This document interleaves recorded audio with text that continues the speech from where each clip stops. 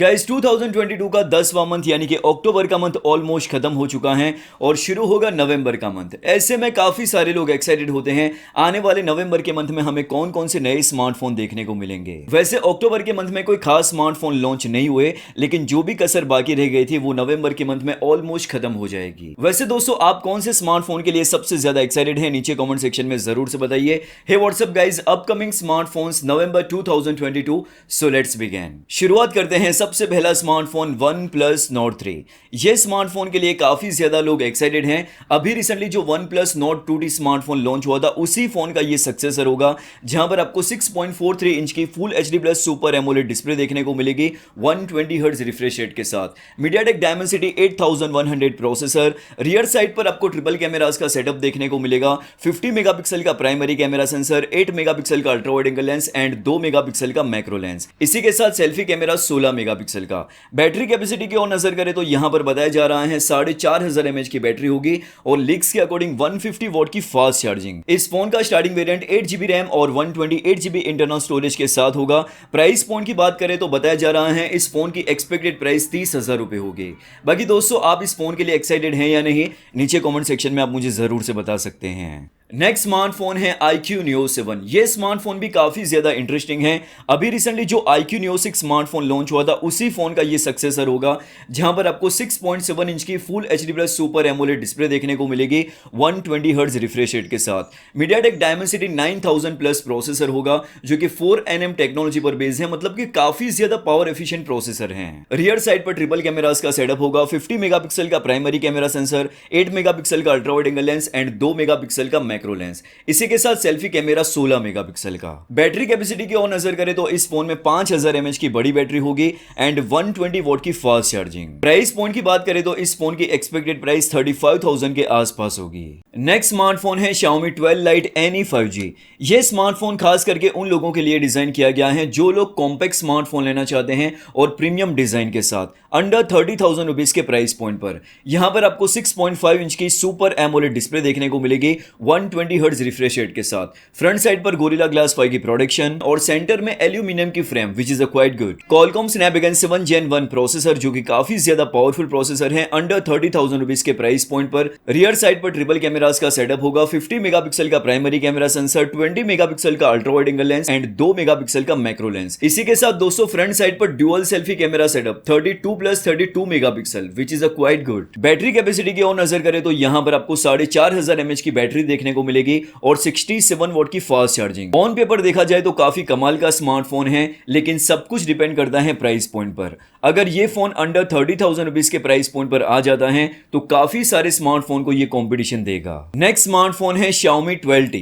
ये smartphone flagship level का smartphone है, जहां पर आपको 6.6 इंच की सुपर एमोलेड डिस्प्ले देखने को मिलेगी 120 हर्ट्ज रिफ्रेश रेट के साथ। MediaTek Dimensity 8100 ultra processor. Rear side पर ट्रिपल कैमरास का सेटअप, 108 मेगापिक्सल का प्राइमरी कैमरा सेंसर, 8 मेगापिक्सल का ultra wide angle lens and 2 megapixel का मैक्रो लेंस। इसी के साथ सेल्फी कैमरा 20 मेगापिक्सल का। बैटरी कैपेसिटी की ओर नजर करें तो इस फोन में 5000 mAh की बड़ी बैटरी होगी and charging speed 120 what. Expected price point की बात करें तो इस फोन के स्टार्टिंग वेरिएंट की प्राइस 40,000 से ऊपर होगी। नेक्स्ट स्मार्टफोन है Xiaomi Redmi Note 12 series. India में काफी ज्यादा पॉपुलर सीरीज मानी जाती है Xiaomi की Redmi Note 12 सीरीज, क्योंकि यहां पर आपको एग्रेसिव प्राइस पॉइंट पर काफी अच्छे फीचर्स देखने को मिल जाते हैं। शुरुआत करते हैं Redmi Note 12 Pro 5G के साथ। यहां पर आपको 6.67 इंच की full HD+ super AMOLED display देखने को मिलेगी और 120 हर्ट्ज का refresh rate. MediaTek Dimensity 1080 processor. Rear side पर ट्रिपल कैमरास का सेटअप होगा। 50 मेगापिक्सल का primary camera sensor with optical image stabilization,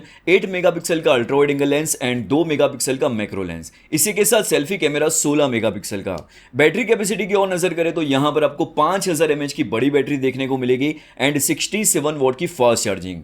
आप इस फोन को 20,000 के आसपास की प्राइस रेंज में एक्सपेक्ट कर सकते हैं। अब दोस्तों Redmi Note 12 सीरीज का जो दूसरा स्मार्टफोन है Redmi Note 12 Pro Plus 5G। अब यहां पर आपको जो Redmi Note 12 Pro में जो स्पेसिफिकेशन देखने को मिले थे वही सेम चीजें यहां पर भी देखने को मिलेगी, लेकिन डिफरेंस कहां पर होगा? तो दो चीजों पर डिफरेंस होगा। सबसे पहला डिफरेंस, जो Redmi Note 12 Pro 5G है उसका जो प्राइमरी कैमरा सेंसर है वो 50 मेगापिक्सल का था, तो यहां पर आपको 200 मेगापिक्सल का प्राइमरी कैमरा सेंसर देखने को मिलेगा और यहां पर भी आपको OIS का सपोर्ट देखने को मिल जाएगा। दूसरा चेंजेस, Redmi Note 12 Pro में हमें 67 वोल्ट की फास्ट चार्जिंग देखने को मिलती है, जबकि Redmi Note 12 Pro Plus में हमें 120 वोल्ट की फास्ट चार्जिंग देखने को मिलेगी। तो ये दो चेंजेस हैं, बाकी दोनों ही फोन में ऑलमोस्ट सारी चीजें सेम टू सेम हैं। प्राइस पॉइंट की बात करें तो Redmi Note 12 Pro Plus की एक्सपेक्टेड प्राइस 25,000 के आसपास होगी। बाकी देखते हैं Xiaomi इस फोन को इंडिया में किस प्राइस पॉइंट पर लॉन्च करता है। अब दोस्तों Xiaomi Redmi Note 12 series India में अगर लॉन्च करती है तो फिर Realme कहां पीछे रहने वाला था? तो Realme 10 सीरीज के अंदर काफी सारे स्मार्टफोन लॉन्च होने वाले हैं, लेकिन Realme 10 सीरीज का जो सबसे हायर वेरिएंट है उसके लीक सामने आ चुके हैं। Realme 10 Pro Plus 5G, यहां पर आपको कर्व डिस्प्ले देखने को मिलेगी, 6.5 इंच की सुपर एमोलेड डिस्प्ले होगी और 120 हर्ट्ज का रिफ्रेश रेट। परफॉर्मेंस की ओर नजर करें तो यहां पर MediaTek Dimensity 1080 प्रोसेसर होगा और दोस्तों इस फोन का जो सबसे हायर वेरिएंट होगा 8GB RAM and 256GB internal storage होगा। बैटरी कैपेसिटी की ओर नजर करें तो बताया जा रहा है इस फोन में 4800 mAh की बैटरी होगी एंड 67 वोल्ट की फास्ट चार्जिंग। अभी दोस्तों Realme 10 Pro Plus 5G को लेकर यही डिटेल सामने आई है। जैसे ही Realme 10 सीरीज को लेकर और मुझे कोई अपडेट मिलती है तो मैं आपको जरूर से इन्फॉर्म करूंगा। बाकी दोस्तों आप बताइए, आप Redmi Note 12 सीरीज के लिए एक्साइटेड हैं या फिर Realme 10 सीरीज के लिए? अब दोस्तों आप सभी लोग जानते हो iQOO Neo 6 का सक्सेसर iQOO Neo 7 बहुत ही जल्द इंडिया में लॉन्च होने वाला है। इन दोनों फोन में क्या डिफरेंस होगा वो हम स्टेप बाय स्टेप जान लेते हैं। क्या iQOO Neo 7 वाकई में iQOO Neo 6 का सक्सेसर हो सकता है? कितना इंप्रूवमेंट किया गया है, ये चीज काफी ज्यादा मैटर करती है। हम सभी लोग जानते हैं iQOO Neo 6 एक पॉपुलर और वैल्यू फॉर मनी डिवाइस है अंडर 30,000 रुपीज के प्राइस पॉइंट पर। शुरुआत करते हैं बिल्ड क्वालिटी और डिजाइन के साथ। इन दोनों फोन की डिजाइन को आप देखोगे तो almost same to same design है, सिर्फ कैमरा मॉड्यूल के अंदर की जो डिजाइन है वहां पर माइनर चेंज किया गया है। iQOO Neo 6 में स्क्वायर शेप वाली डिजाइन थी, जबकि iQOO Neo 7 में सर्कुलर शेप वाली डिजाइन है। बाकी almost same to same design है। iQOO Neo 6 में भी 3.5mm ऑडियो जैक नहीं था और iQOO Neo 7 में भी 3.5mm ऑडियो जैक नहीं है। बाकी की जो भी चीजें हैं जैसे कि type C port, in display fingerprint sensor, dual stereo speaker, ये सारी चीजें आपको दोनों ही फोन में ऑफर की गई हैं। ओवरऑल दोस्तों डिजाइन को लेकर दोनों ही फोन में कोई भी बहुत बड़ा इंप्रूवमेंट नहीं है। डिस्प्ले को लेकर दोनों ही फोन में कितना डिफरेंस है वो अब हम जान लेते हैं। डिस्प्ले को लेकर जो सबसे पहला डिफरेंस है वो है साइज को लेकर। iQOO Neo 6 में 6.62 इंच की डिस्प्ले थी, जबकि iQOO Neo 7 में 6.78 इंच की डिस्प्ले है, यानी कि बड़ी डिस्प्ले है। दूसरा डिफरेंस, iQOO Neo 6 में जो पीक ब्राइटनेस थी 1300 निट्स, जबकि iQOO Neo 7 की जो पीक ब्राइटनेस है वो है 1500 निट्स।